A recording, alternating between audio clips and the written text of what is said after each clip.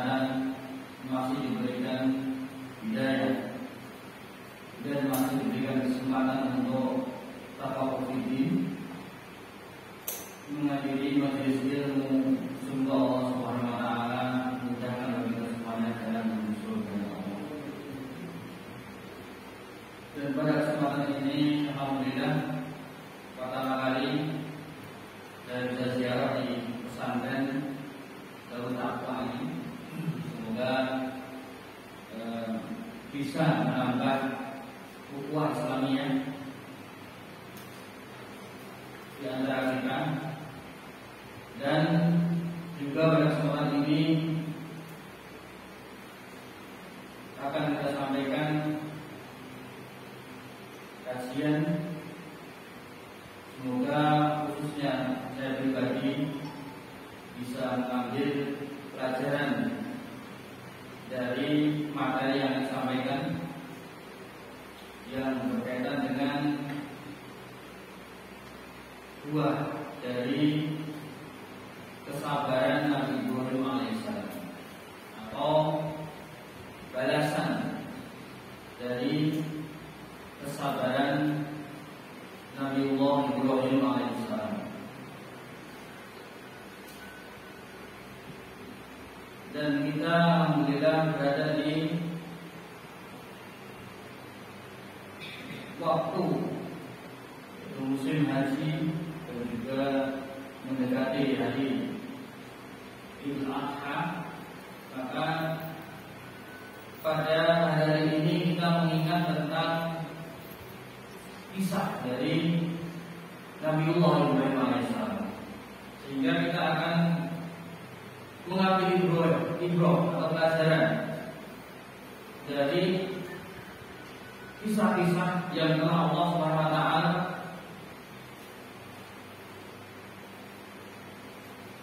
catat dan disampaikan dalam Al-Quran.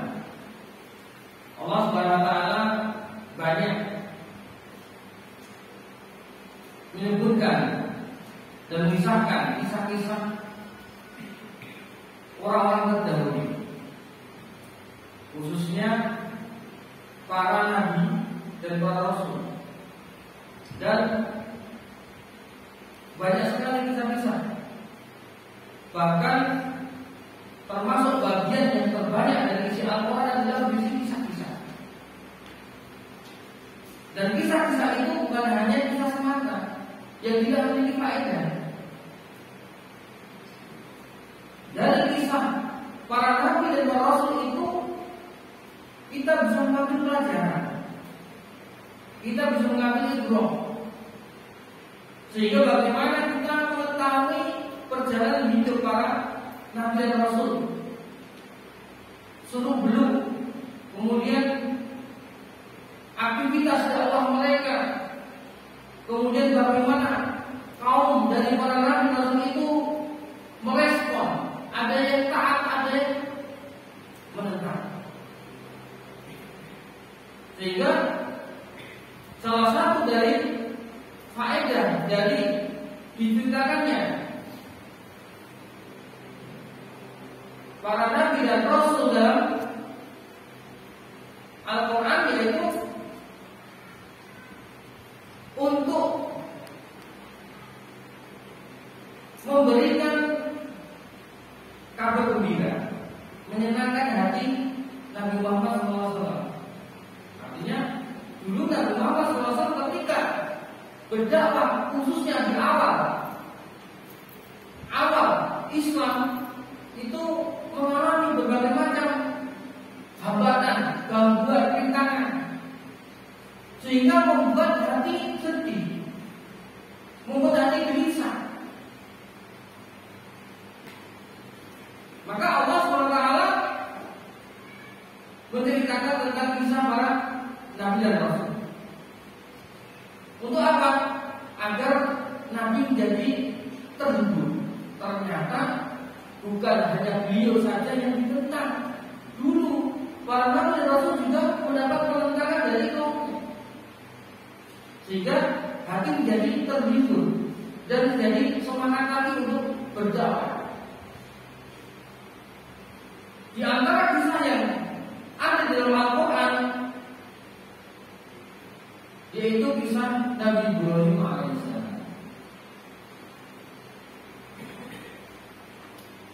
Kisah Nabi Ibrahim alaihissalam ini ada di beberapa surat dalam Al-Quran, yang mana akan kita ambil tentang bagaimana ujian Nabi Ibrahim alaihissalam di dalam berdakwah dan juga di dalam melaksanakan ketaatan kepada Allah Subhanahu wa taala. Disebutkan dalam hadis, asyadun nasi bala'an al-anbiya summa amsal fal amsal. Manusia yang paling keras, paling berat mendapatkan ujian adalah para nabi.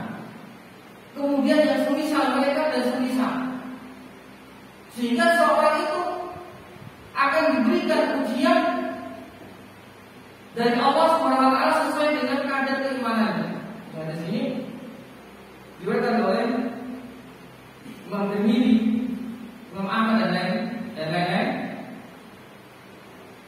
yang mengenai hadis yang sahih, sehingga karena keimanan manusia yang paling kuat dan para nabi, para rasul, maka mereka mendapatkan ujian yang paling berat. Sehingga seberat-beratnya ujian yang dialami oleh manusia seperti kita itu masih lebih berat lagi ujian dari para nabi dan rasul. Bagaimana nanti ujian dari Allah SWT kepada Nabi Ibrahim akan kita paparkan insyaallah. Kalau dibandingkan dengan ujian yang menimpa kita, itu tidak ada apa-apanya ujian ini. Terkadang seorang merasa dirinya mendapatkan musibah yang paling berat, sehingga akhirnya membuat dia putus asa. Bahkan ada yang sampai bunuh diri karena ujian yang berat itu. Padahal kalau dibandingkan dengan ujian para nabi rasul, maka masih di bawahnya, lebih ringan.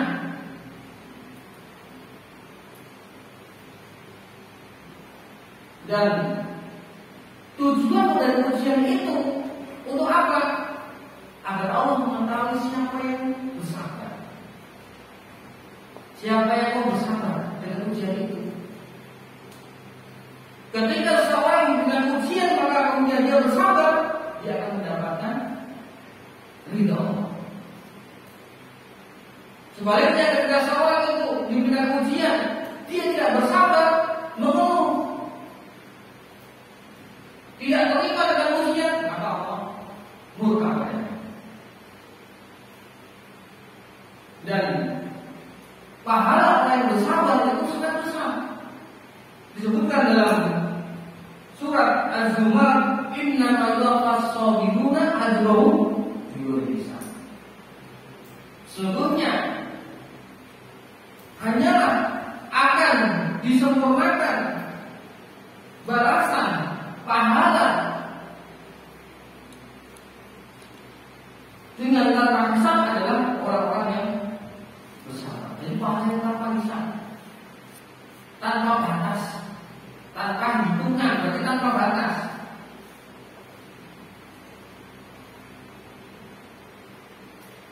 Sedangkan sabar menurut para ulama kan ada tiga. Sabar di dalam, pertama sabar dalam ketaatan. Jadi ketika kita taat itu butuh kesabaran. Yang kedua sabar dalam menjauhi kemaksiatan. Menjauhi kemaksiatan sabar, menahan diri. Yang ketiga sabar ketika terkena musibah. Dan yang paling tinggi derajatnya adalah sabar di dalam menjalankan ketaatan. Dan Nabi Ibrahim alaihissalam ini sabar dalam menjalankan ketaatan.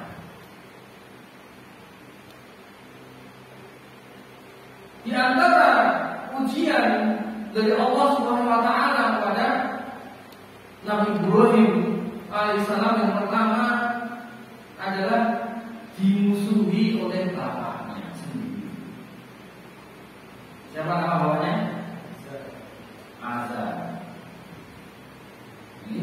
dilihat dari ayat itu, ya.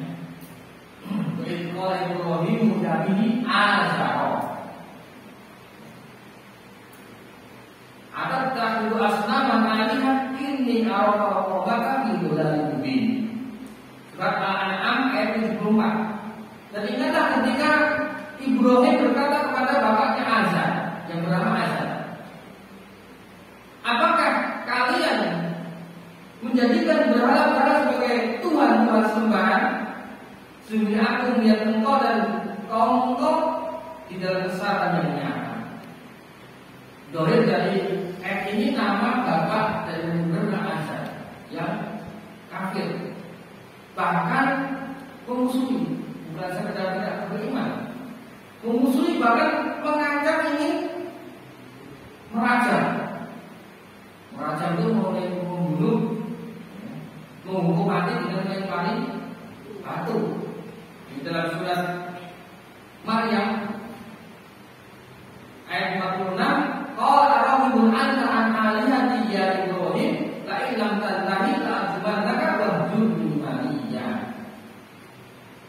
Berkata bapaknya, bencikah kamu kepada tuan-tuanku wahai Ibrahim? Jika kamu tidak berhenti, maka niscaya kamu akan kurajam dan tinggalkan aku dalam waktu yang lama. Mau tega merajam anaknya sendiri karena kebenciannya dengan agama Nabi Ibrahim. Karena orang tua atau bapak dengan Ibrahim ini dan kaumnya itu menjadikan berhala-berhala jadi sesembahan selain Allah. Ketika Nabi Ibrahim alaihissalam mendakwakan kaumnya, mengisahkan Allah dalam ibadah dan kemudian menjauhi kesyirikan, mereka marah. Bahkan bapaknya sendiri sangat marah. Ini ujian untuk Nabi Ibrahim. Karena dimusuhi bapaknya sendiri, orang tuanya sendiri. Sehingga akhirnya Nabi Ibrahim alaihissalam meninggalkan bapaknya dan kaumnya karena dimusuhi.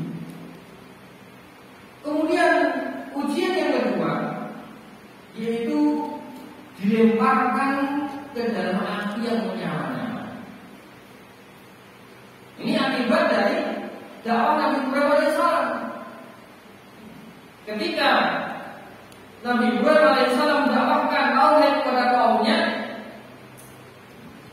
kemudian mereka tidak mau tahu, tidak mau menerima,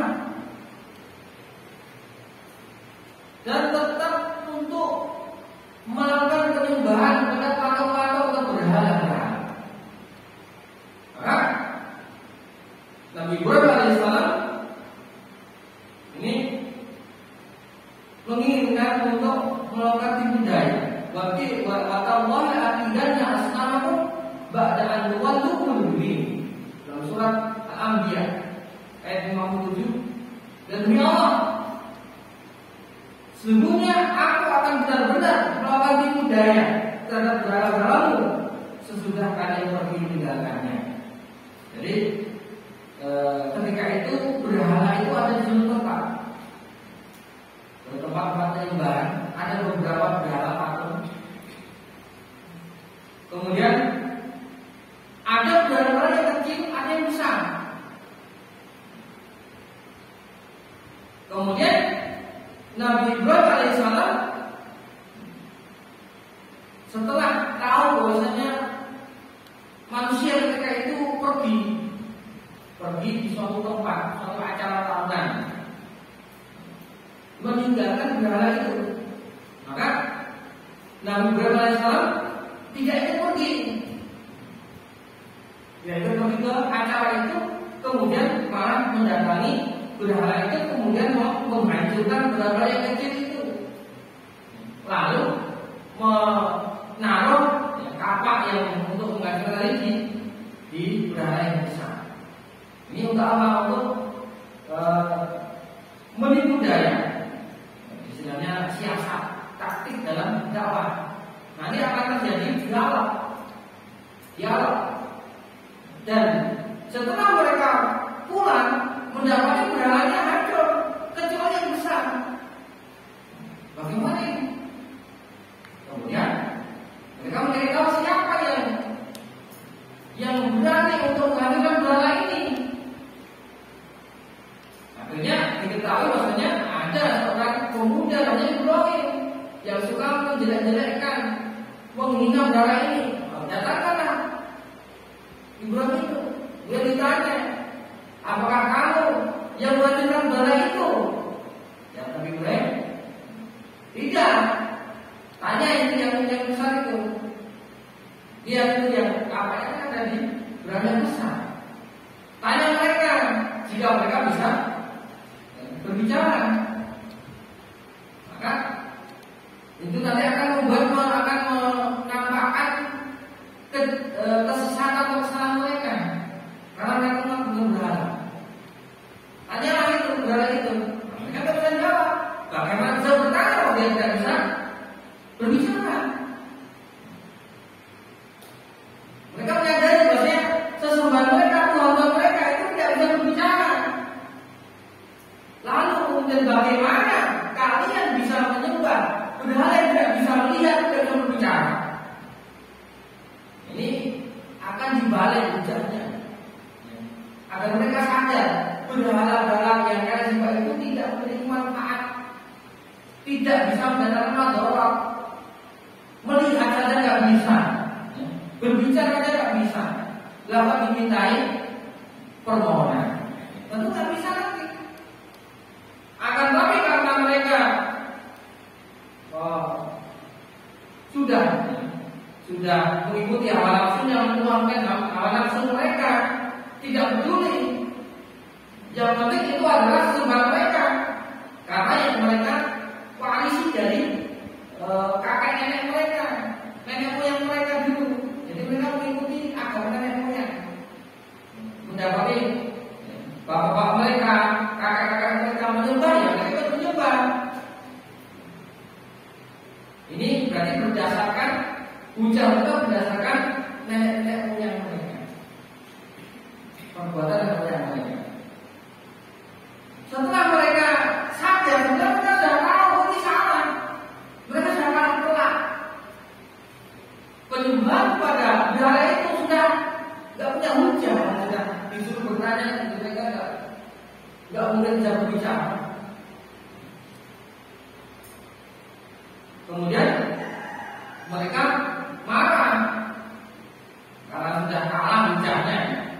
Akhirnya akalnya sudah kalah, mereka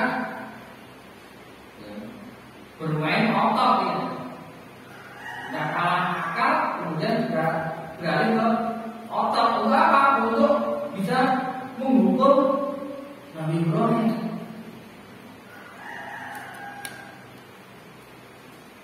Mereka mengatakan pada surat Al-Anbiya ayat 68, qalu hariku wansuru amanakum minkum rufa'ilin. Mereka mengatakan, bakarlah dia, bakarlah Ibrahim yang telah menyepelekan, kita telah menghancurkan berhala yang kita sepakat dihancurkan. Mereka marah. Wansuru alihatakum, wansuru alihatakum, dan tolonglah tuan-tuan kalian, in kuntum fa'ilin, jika kalian mau berbuat. Sebenarnya itu sebetulnya disuruh menolong tuan-tuan yang sudah tidak berdaya. Sebetulnya omongan mereka ini menunjukkan kebodohan mereka, kesesatan mereka. Kenapa? Karena menyembah sesuatu yang tidak bisa menolong, bahkan tidak mau menolong dirinya sendiri. Malah disuruh manusia menolong berhala itu. Kan seharusnya kalau sembahan bahasa Allah kan seharusnya memiliki kekuatan, memiliki kemampuan, bisa menolong orang. Lah kok malah ini disuruh menolong Tuhan. Ini sebetulnya perkataan mereka ini menunjukkan kebodohan mereka karena menjadikan sesembahan selain Allah yang tidak mampu apa-apa, tidak mampu berbuat apa. Kalau seandainya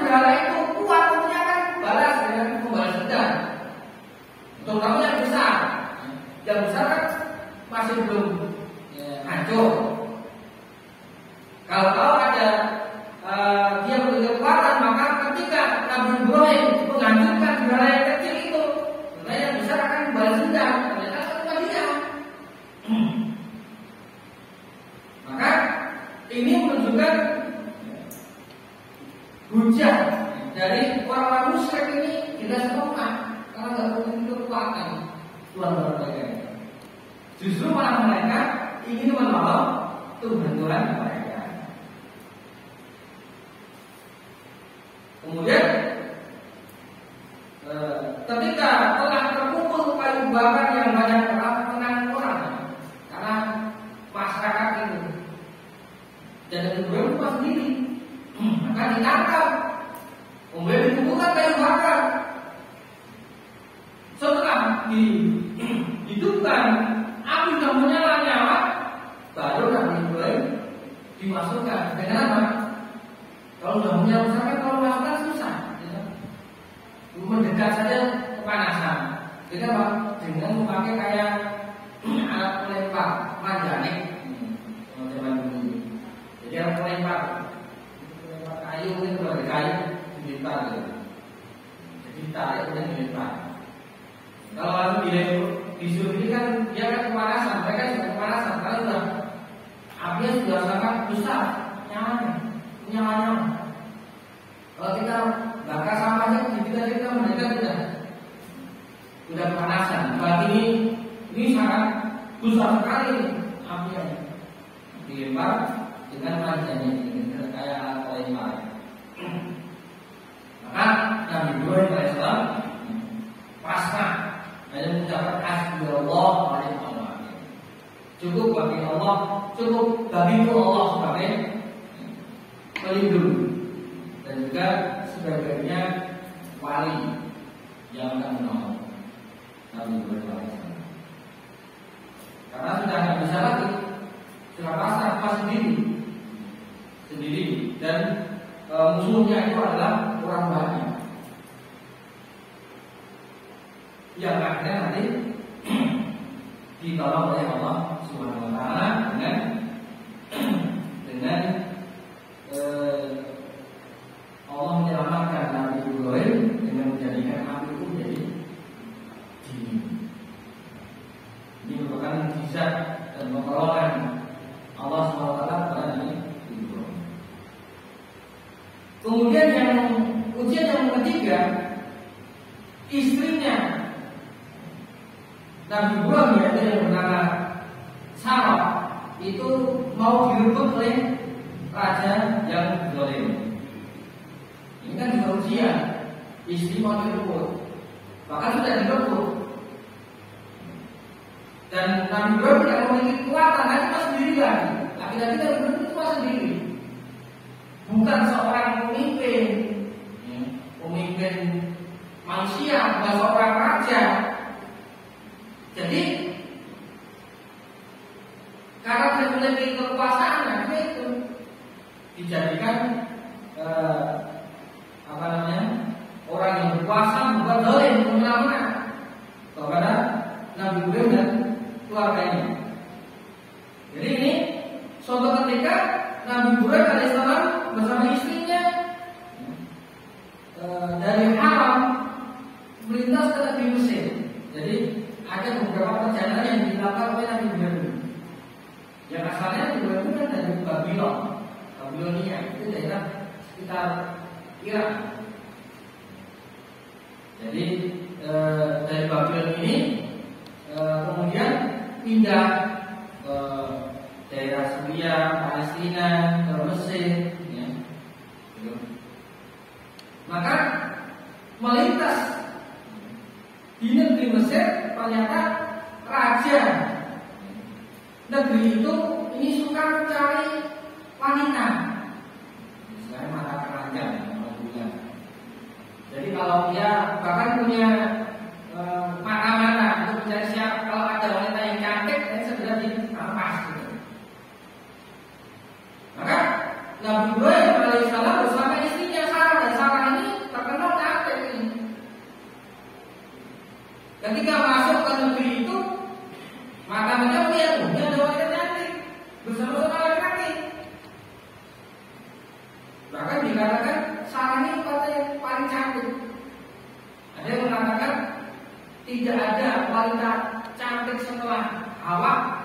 kecuali setelah Hawa sampai Sarah. Sampai Ibrahim kecuali Sarah. Sehingga setelah dikabarkan ada wanita cantik, maka raja itu mengirim untuk merebutnya, untuk membawa Sarah ini ke hadapan raja itu. Maka Nabi Ibrahim alaihissalam ya hanya pasrah. Kenapa? Kalau melawan akan dibunuh. Jadi terpaksa, bukan berarti masuk istrinya diperbolehkan pergi bersama pasukan untuk diambil raja itu. Karena Nabi Ibrahim alaihissalam tidak memiliki kemampuan. Dan Nabi Ibrahim menyerahkan kepada Allah, karena ada Allah. Nanti Allah yang akan melindungi. Dan Nabi Ibrahim alaihissalam berpura-pura menjadi saudaranya, saudara dari Sarah ini. Makanya saudara, ini namanya tauhid, saudara seiman. Kemudian Allah SWT kemudian menyelamatkan Sarah dari gangguan raja yang zalim. Jadi tidak pernah disentuh, bahkan ketika mau menyentuh tidak bisa, seperti tercekik. Ketika Sarah berdoa agar disentuh, dia seperti tercekik, dilepaskan lagi sampai 3 kali. Sampai 3 kali kemudian raja itu mengatakan, ini yang kalian kirim ini bukanlah manusia, tapi setan. Menurut dia, bahkan bukan setan. Setan karena dia tidak bisa menyentuhnya. Kemudian akhirnya malah kemudian disuruh bawa pulang, kemudian diberikan pembantu wanita yang namanya Hajar. Yang nanti pembantu wanita ini asalnya Hajar itu adalah pembantunya Sarah. Dari peristiwa itu raja melepaskan Sarah dan memberikan pembantu wanita namanya Hajar ini. Ada yang mengatakan itu adalah bukan budak. Ada yang mengatakan itu sebenarnya anak raja Hajar itu. Yang terkenal dia budak. Sebenarnya ada pendapat lain bahwasanya dia bukan budak, tapi anak raja Mesir dari suku Kipti yang nanti akan dinikahi oleh Nabi Ibrahim dan akan melahirkan Nabi Ismail alaihissalam. Kemudian uji yang keempat. Jadi terus ujian itu tidak berhenti, terus diuji terus. Yang keempat, berpisah jauh dari istrinya Hajar dan Ismail. Ini kan berpisah dengan keluarga, kan ini kan ujian. Apalagi ini adalah anak satu-satunya. Jadi diceritakan tadi kan awalnya kan Sarah lepas dari raja itu dan diberikan Hajar untuk membantunya. Kemudian setelah itu pulanglah Sarah bersama Hajar kembali ke Nabi Ibrahim alaihissalam. Setelah itu Nabi Ibrahim alaihissalam itu tinggal bertiga. Jadi Hajar masih berpuluh. Bahkan disebutkan sampai 20 tahun di Palestina. 20 tahun di Palestina. Sampai waktu itu pun Nabi Ibrahim alaihissalam belum dikaruniai putra. Karena Sarah ini mandul, tidak punya anak. Usia sudah tua, sudah menginjak 100 tahun. Maka Sarah ini merasa kasihan pada suaminya. Kasihan, akhirnya menyerahkan Hajar ini untuk dinikahi suaminya. Jadi ini atas persetujuan Sarah ini pertama kali. Akhirnya jadilah Nabi Ibrahim alaihissalam menikahi Hajar. Lalu Allah SWT memberikan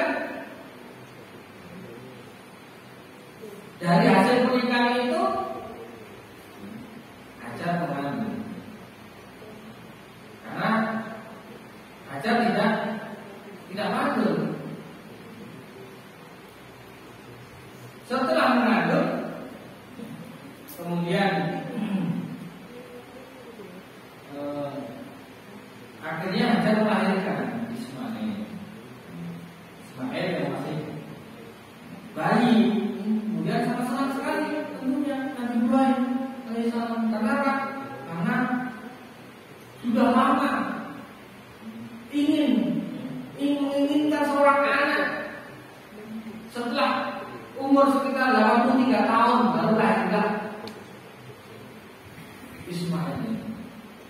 Tapi dari istrinya yang dari Hajar. Maka ketika Sarah melihat hari itu Hajar melahirkan, maka Sarah pun cemburu. Bukan karena kasih sayangnya lebih kasih sayang pada Hajar lebih banyak daripada dia dari suaminya. Bukan karena kecantikannya, karena jelas cantik Sarah. Tadi wanita paling cantik. Tapi kenapa? Karena Hajar memiliki yang tidak dimiliki oleh Sarah. Apa itu? Sehingga muncul tabiat wajar. Itu rasa cemburu itu ada, wajar. Karena tidak memiliki anak. Padahal Sarah ingin memiliki. Maka sampai akhirnya sangat marah sekali. Apalagi yang menjadi saingannya adalah dulu bekas pembantunya. Jadi ini ada perbedaan dengan mungkin ada seorang yang memiliki isi dua. Kok cemburunya isi yang pertama cemburunya sangat tinggi, ini salah. Cemburunya kalau seperti cemburunya Sarah ini beda. Karena apa? Karena dulu Hajar ini adalah pembantunya Sarah. Bahkan dikatakan budaknya Sarah. Sehingga wajar kalau akhirnya dia sangat keras ibunya, karena dulu adalah bekas pembantu atau budaknya. Beda dengan kalau istri kedua kan bukan apa-apanya, orang lain, wanita merdeka. Maka tidak bisa disamakan dengan ini. Maka sampai akhirnya Sarah ini merasa cemburunya ini ingin menyakiti Hajar. Dikatakan dia bersumpah ingin memotong 3 bagian tubuh Hajar ini. Akhirnya Nabi Ibrahim alaihissalam suaminya berikan solusi, jangan kamu potong, cukup kamu lubangi 2 telinga Hajar, kemudian kamu hitam. Ya kan 3 namanya. Akhirnya mendaftar ternyata belum juga bisa mendapatkan cemburunya Sarah ini. Terus bagaimana akhirnya? Allah SWT memberikan perintah kepada Nabi Ibrahim untuk membawa istrinya Hajar dan anaknya ini Ismail yang masih bayi ini pergi dari Palestina. Kalau masih di situ masih susah, karena akan bermusuhan terus. Nah inilah ujian ini yang Bapak tadi, membawa istrinya dan anaknya terutama. Anak-anak salah satunya ini yang sudah lama ditunggu, setelah lahir disuruh membawa tadi. Karena perintah Allah harus dijalankan.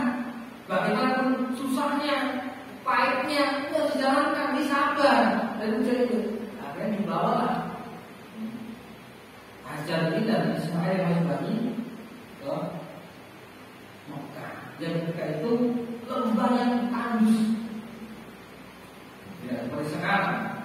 Lembah yang tandus yang tidak ada airnya, nggak ada manusianya, bahkan hewan pun nggak ada. Kenapa nggak ada? Nggak ada air, nggak ada air kan hewannya mati, bisa itu. Dan Ka'bah itu belum seperti sekarang, jadi ketika itu masih ada fondasinya. tapi tertutup dengan seperti gundukan tanah. Jadi itu kan lembah, ada gunung-gunung lembah ke bawah, ini ada gundukan. Sehingga ketika nanti Nabi Ismail sudah dewasa, nanti diajar dan untuk meninggikan pondasi. Jadi pondasinya itu sudah ada, cuma karena dia rusak. Jadi atasnya itu rusak, mungkin terkena banjir atau terkena apa, setelah lama, mungkin ribuan tahun. Karena menurut sejarah yang membangun itu lembaga yang diajar oleh sana. Bahkan yang mengatakan dulu sebelum Nabi Adam, karena mereka yang membangun Ka'bah itu pertama. Jadi sudah ribuan tahun sudah rusak dan tidak berbentuk Ka'bah lagi. Nanti akan ditinggikan oleh Nabi Ibrahim dan Ismail menjadi Ka'bah, bentuknya kotak kubus. Ditinggal di situ, dan ini juga ujian di suatu tempat yang nggak ada orang, nggak ada apa-apa. Kok tega? Ya harus tega, karena ini perintah Allah. Nah, perintah Allah itu pasti baik dan nanti akan memberikan masalah yang besar. Jadi nanti akan menurunkan kabilah dan bangsa Arab, nanti menurunkan Nabi Muhammad SAW. Akhirnya setelah sampai di lembah itu ditinggal, diberikan air secukupnya dan makanan pokoknya ditinggal. Sehingga aja resah, ini gimana ini tidak ada orang apa makan apa nanti. Mungkin semua sehari sudah habis, makan itu sudah habis. Dan ini panas sekali, nggak ada apa-apa, cuma gurun pasir. Ini bagaimana ini? Akhirnya dia bertanya pada suaminya, bagaimana ini? Kenapa kok kamu meninggalkan istri dan kamu di sini? Cuma dia bertanya, tak mau. Terakhir dia bertanya, apakah Allah meninggalkan ini? Maka dia belum jawab. Oh, itu Allah yang akan meninggalkan. Mulai. Dan nanti akan kemudian akan menjadi tempat yang itu akan dikorek, di tempat situ akan dikorek malaikat yang akan mengeluarkan air Zam-Zam. Kemudian setelah itu datanglah kabilah Jurhum dari Yaman ke situ karena ada airnya, mau tinggal di situ. Suatu menikah, Nabi Ismail menikah, berdua anak dan banyak ada. Jadi suatu lembah itu ada masyarakatnya sampai ke Nabi.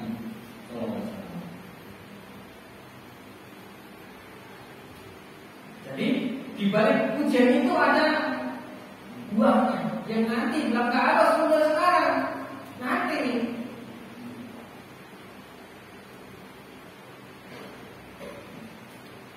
Kemudian ujian selanjutnya adalah orang yang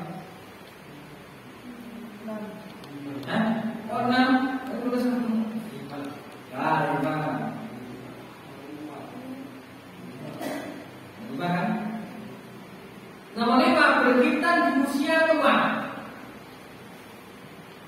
Disuruh berkhitan. Sunat. Sunat kan gampang loh sekarang. Kalau dulu gimana? Belum ada di usia. Dan kita sendiri. Ini kan susah. Kalian bisa gak? Tega gak? Kuat gak kita sendiri? Wong kita nomor aja nangis kok, gitu. Sekarang belum kita nih. Oh, udah semua. Ini ngomongin berarti kita yang belum. Jadi kita ini termasuk sebenarnya Nabi Ibrahim. Sudah tua disebut kita. Disebutkan bahwasanya dalam hadis ini riwayat Imam Bukhari, Tata Ibrahim ba'da zamani asana wa tata bil qadum. Nabi Ibrahim berkhitan umur 80 tahun dan beliau berkhitan dengan kodum, karena kodum ini kapak untuk memotong kayu. Kalian sudah pingsan. Ya ini termasuk ujian kan? Masa ujian itu.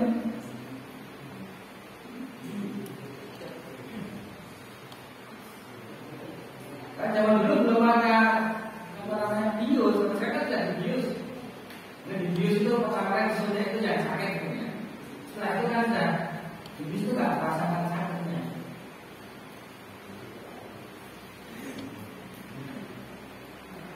Kemudian yang keenam, ini diuji dengan disuruh menyembelih ukurannya satu-satunya. Ini kan ujian terus bertubi-tubi datang. Untuk apa ini? Ujian terus untuk menaikkan kedudukan Nabi Ibrahim ini. Setelah Nabi Ibrahim alaihissalam disuruh untuk memindahkan atau menempatkan berpisah dengan istri dan anaknya, salah satunya Nabi Ismail di suatu lembah yang tandus. Setelah sudah mulai besar, disuruh menyembelih. Ujian yang sangat berat ini. Baru punya, sudah lama tidak punya anak. Suami tua baru punya anak. Setelah punya anak disuruh, ya, memandikan, pergi, disuruh berpisah. Setelah itu sudah mulai berat disuruh menyembelih. Ini kan luar biasa ujian ini. Dan menyembelihnya ini, perintah menyembelih ini bukan langsung disuruh, ini ada bermimpi. Jadi ada bermimpi menyembelih anaknya. Dan memang bermimpi itu termasuk mimpi Nabi itu termasuk wahyu, tapi paling rendah tingkatannya. Jadi tidak langsung Allah memerintahkan mereka Jibril datang sembelihlah anakmu, enggak. Tapi dengan bermimpi seakan menyembelih anaknya. Maka Nabi Ibrahim yakin ini bukan sembarang, ini wahyu ini. Bagaimana ini? Maka Nabi Ibrahim alaihissalam taat, sabar dengan ujian ini. Ini taat pada Allah Subhanahu wa taala. Maka ini usia Nabi Ibrahim ketika itu sekitar 100 tahun. Kemudian Nabi Ismail ini sudah belasan, ini remaja. Ini seperti kalian. Jadi sudah berpikir. Maka Nabi Ibrahim alaihissalam bertanya pada anaknya, tidak langsung, ayo ini langsung beli. Itu. Bukan dia kaget. Karena sudah mulai remaja harus ajak dialog dulu. Ya benar. Ini apa firman anni akbar. Fandur ma'ana tara. Jadi ada dialog dulu. Wahai anakku, sudah aku melihat bermimpiku, aku bermimpimu. Mana tahu, bagaimana pendapatmu? Jadi diajak dialog, diminta pendapat. Bukan kalau datang langsung tak sudah. Nah, itu ya kan sudah remaja, jadi dikasih pilihan. Maka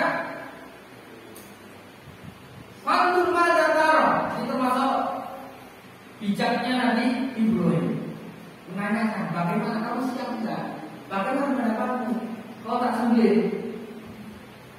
Maka ini tujuannya apa? Untuk biar berpikir, biar apa? Biar menyembelih itu bukan ibadah, mengorbankan anak itu ibadah. Itu biar Nabi Ismail juga sadar bahwa ini ibadah dan dia biar mengikhlaskan dan juga mendapatkan kehendak itu juga. Insyaallah. Jadi orang yang sabar, maka Nabi Ismail mengatakan ya abadi al-ma'rufah satajiduni insyaallah minas sabirin. Ini anak yang hebat ini. Anak yang betul-betul jadi dia bukan sekedar menumpang nama bapaknya. Bapaknya Nabi, dia juga Nabi. Tapi apa? Dia juga diuji juga. Bisa bapaknya diuji, anaknya juga diuji. Dia katakan, wahai bapakku, kerjakan apa yang telah diperintahkan padamu. Dan insya Allah engkau akan mendapatiku termasuk orang yang sabar. Luar biasa. Jadi hebatnya bagaimana bapaknya ini tak menolong ini menyembelih anaknya. Bapaknya hebat, anaknya juga hebat, tidak kalah hebatnya. Juga taat kepada Allah, siap untuk disembelih. Siap untuk disembelih. Akhirnya Nabi Ibrahim alaihissalam ingin sudah siap-siap untuk menyembelih. Jadi dikatakan, diceritakan bahwasanya tidak posisi terlentang, jangan ditidurkan di tempat ditidurkan, tapi posisinya terkurang. Jadi posisinya terkurang, kemudian pelipisnya dahinya yang menempel ke tangan. Kenapa? Agar tidak melihat. Kalau posisi terlentang kan itu melihat, nggak tega. Menurut nggak tega kalau menyembelih yang orangnya. Maka membelakangnya. Dia mulai nebak agar Nabi Ismail tidak melihat pisaunya ini. Tidak melihat pisaunya ini. Kan terkurang posisinya. Setelah sudah siap, mau disembelih, barulah kemudian ada panggilan. Cukup, sudah kami teruskan. Karena kamu telah benar-benar ingin sudah mau menjalankan perintah Allah, gue diganti dengan kambing dibas. Sebab kambing itu menyembelih anaknya ini. Kalau ada yang bertanya, kenapa kok aneh? Ujiannya kok disuruh menyembelih anaknya gimana? Aneh. Mengorbankan nyawa anaknya. Aneh gak? Kalian mau gak belum mana?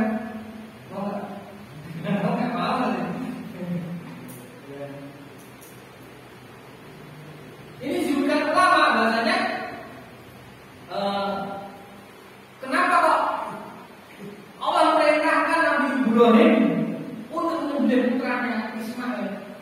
Karena Allah SWT telah mengangkat Nabi Ibrahim jadi Khalil, kekasih Allah. Maka Nabi Ibrahim nanti mendapatkan buah dari kesabaran ini, dia akan jadi Khalilullah, kekasih Allah. Dan tidak ada dari manusia ini menjadi kekasih Allah kecuali hanya dua, Nabi Ibrahim alaihissalam dan Nabi Muhammad SAW. Ini kedudukannya sudah hampir mendekati kedudukan Nabi Muhammad SAW. Dan termasuk Nabi yang hebat. Ini Nabi yang hebat itu yang spesial. Itu ada 5. Nabi Ibrahim alaihissalam menduduki peringkat kedua setelah Nabi Muhammad SAW. Jelas Nabi Muhammad SAW adalah Sayyidul Mursalin, yang paling pertama. Yang kedua adalah Nabi Ibrahim. Dan dua-duanya ini adalah Khalilullah, kekasih Allah. Maka karena kekasih Allah, maka Allah ingin menguji apakah betul Nabi Ibrahim itu betul-betul menjadikan Allah menjadi kekasihnya satu-satunya. Karena kasih itu harus satu, nggak boleh bercabang.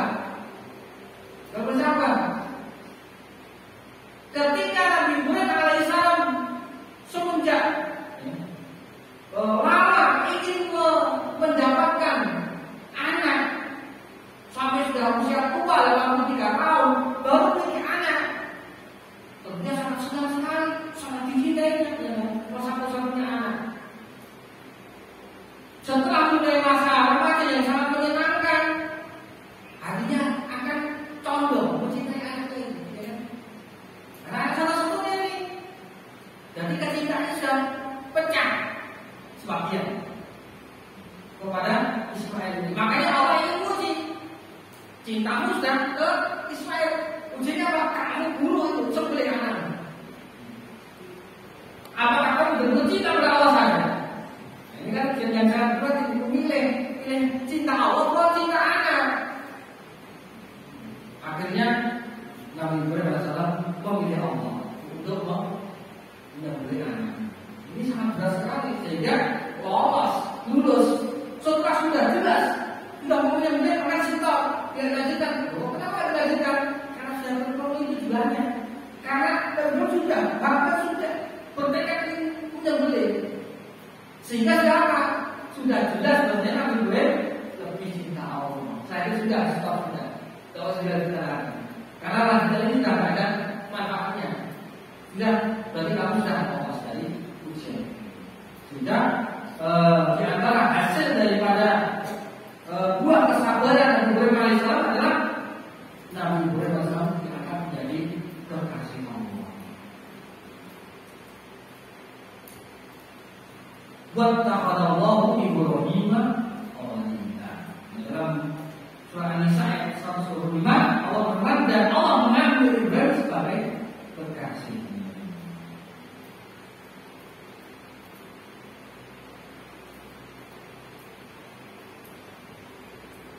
Kemudian buah yang lainnya adalah seperti Nabi Ibrahim alaihissalam disebutkan dalam sholawat. Jadi ketika sholat itu selalu tidak lepas dari nama Ibrahim. Ya, Allahumma sholli ala Muhammad wa ala kama shallaita ala Ibrahim wa ala ali Ibrahim. Enggak ada sholawat ini selain dari Nabi Ibrahim. Ini menunjukkan apa? Keutamaan Nabi Ibrahim alaihissalam. Karena lolos dari berbagai macam ujian tadi. Kemudian Nabi Ibrahim adalah pertama kali orang yang akan manusia yang akan pakaikan baju darinya. Karena kan ketika dibangkitkan dalam kondisi tidak pakai baju. Pertama kali akan diberikan baju Nabi Ibrahim. Jadi hebat ini. Kenapa seperti itu? Karena ketika itu disebutkan bahwasanya ketika Nabi Ibrahim alaihissalam dilempar ke api itu, yang tadi ujian dilempar ke api itu dilepas dulu bajunya, dilepas bajunya, terus baru dilempar ke baju. Maka Allah mengganti dengan apa? Dengan menyelamatkan Nabi Ibrahim dan tidak nanti diberikan baju pertama kali dari dunia. Ini juga apa? Ketika seorang itu meninggalkan sesuatu karena Allah, Allah akan mengganti. Meninggalkan sesuatu yang maksiat, ditinggalkan karena Allah, Allah akan mengganti. Jadi jangan khawatir. Mengganti yang lebih baik dari itu.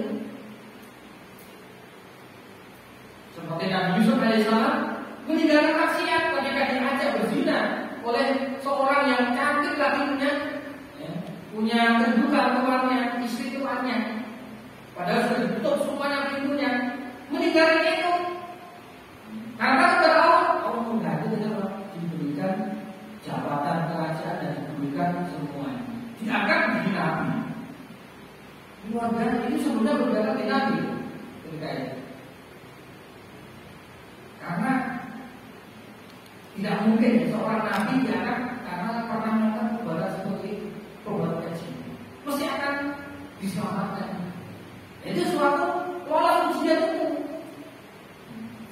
Sehingga dia akan menjadi nabi sekaligus seorang yang sukses dunia. Jadi sukses dunia akhirat. Seorang nabi dan seorang yang kedudukan di kerajaan sebagai bendahara kerajaan. Kemudian Nabi Ibrahim juga merupakan manusia terpilih, diberikan hidayah dari kecil dan menjadi bapaknya para nabi, Abul Anbiya. Jadi Nabi Ibrahim menjadi keistimewaan itu, balasannya apa? Menjadi bapak para nabi. Bahkan kedua putra Nabi Ibrahim sebagai nabi, Nabi Ismail dan Nabi Ishak. Dan nanti keturunan nabi itu dari keturunan dari Nabi Ismail atau Nabi Ishak. Tapi yang banyak Nabi Ishak, karena Nabi Ishak itu menurunkan Bani Israil. Sedangkan Nabi Ismail hanya nabi yang diturunkan hanya yang paling terakhir dengan Muhammad SAW. Cuma satu tapi yang paling hebat.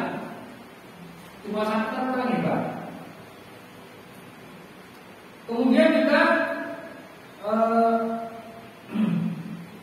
Nabi Ibrahim adalah nabi yang dekat dengan Nabi Muhammad SAW dan Nabi Muhammad SAW dan umatnya disuruh mengikuti agama Nabi Ibrahim.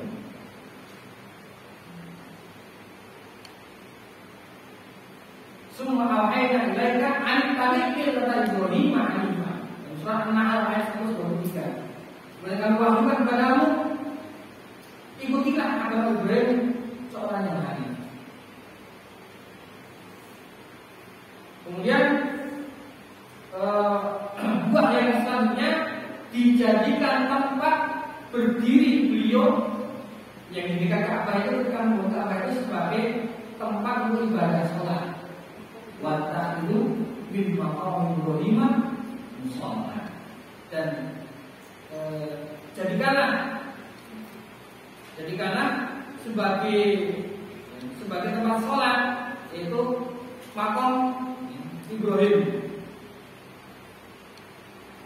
Boleh sholat. Jadi ketika setelah tawaf itu kan, kalau mau umroh, tawaf juga saya itu sholat di belakang makam Ibrahim, makam yang ada yang kuning itu, emas itu, di pinggir. Ya, sholatnya di belakang situ. Itu dulu tempat berbijaknya Nabi Ibrahim ketika membangun. Yang menurut sebagian sejarah itu sebenarnya dekat dengan, karena agak jauh itu. Kalau jauh kan memegangkan kan susah. Sebenarnya itu dekat dengan Ka'bah, tapi ketika zamannya pada Umar diinggirkan, dimundurkan untuk agar tidak terganggu oleh Muhammad. Ini keutamaan Nabi Ibrahim dijadikan sampai sekarang ini dijadikan tempat untuk sholat setelah tawaf. Makam Ibrahim. Jadi makam Ibrahim itu tempat berdirinya, bukan makamnya Nabi Ibrahim. Kemudian yang terakhir, ini dijadikan syariat kurban sampai sekarang. Kita sudah mendekati Idul Adha kurban. Kurban itu akan mencontoh pertama kali kurban adalah Nabi Ibrahim ketika ingin menyembelih putranya Ismail, sehingga dikali kambing, dengan kambing disembelih. Itu sampai sekarang itu menjadi syariat Islam sampai hari kiamat. Jadi meskipun Nabi Ibrahim alaihissalam itu sudah mungkin ribuan tahun yang lalu meninggal dunia, sampai sekarang masih terus diingat dari apa nama Nabi Ibrahim sampai sekarang, bahkan sampai hari kiamat. Dan diabadikan Allah dalam Al-Quran. Dalam manasik haji juga begitu. Dan juga ketika melempar jumroh itu merupakan manasiknya Nabi Ibrahim. Melempar jumroh kerikil 7 kerikil di Aqabah itu juga adalah sunnahnya Nabi Ibrahim melempar senan. Jadi sampai sekarang kenapa? Karena itu hasil dari lulusnya Nabi Ibrahim ketika diuji Allah. Jadi lolos dari ujian itu mendapatkan namanya sampai sekarang disebut sampai hari kiamat. Maka sebagai dua pelajaran kita semuanya bahwasanya ketika seorang yang mendapat ujian Allah, maka dia bersabar. Dipuji untuk taat bersabar. Diuji menjauhi maksiat, bersabar. Karena orang meninggalkan sesuatu yang dia inginkan karena Allah akan mengganti dengan yang lebih baik. Dan juga sebagai tambahan hasil dari kesabaran juga istri beliau Hajar dan juga Nabi Ismail sampai sekarang juga masih terus sunnahnya diikuti oleh kaum muslimin. Jadi Nabi Ismail dan juga Hajar itu kan ketika itu pada posisi lemah, ya. Karena dia kan seperti pembantu atau budak dinikahi oleh Nabi Ibrahim setelah punya anak, disuruh pergi, ditempatkan dijauhkan dari Nabi Ibrahim. Kemudian setelah anaknya dewasa remaja disuruh menyembelih, maka Hajar dan juga Ismail alaihissalam ini sabar sehingga sampai sekarang itu masih diingat keutamaannya adanya sa'i dari sofan marwah. Sofan marwah itu kan dari sungainya Hajar. Jadi masih ingat karena dulu dia termasuk orang yang istilahnya banyak diuji. Nabi Ismail alaihissalam diuji, sabar, akhirnya tidak bertemu Nabi Ismail. Dan Muhammad SAW seorang nabi yang paling benar. Itulah. Jadi Allah SWT menguji para hambanya, bukan karena benci, bukan karena murka, tapi karena sayang. Ini namanya untuk mengangkat derajatnya. Jadi para nabi para rasul itu memiliki derajat tinggi itu bukan tanpa ujian. Dan kita berubah, ya, jadi nabi. Jadi nabi itu benar ujiannya,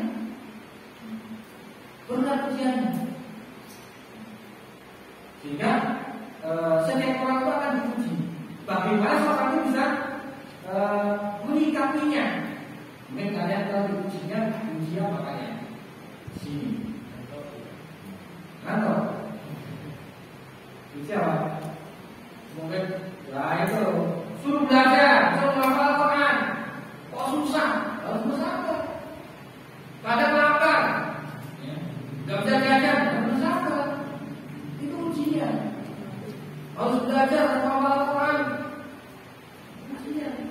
Kalau kalian bisa saya ujian itu mendapatkan kedudukan di Allah Subhanahu. Dan semoga saya bisa bermanfaat. Ada pertanyaan? Nggak ada. Nggak ada.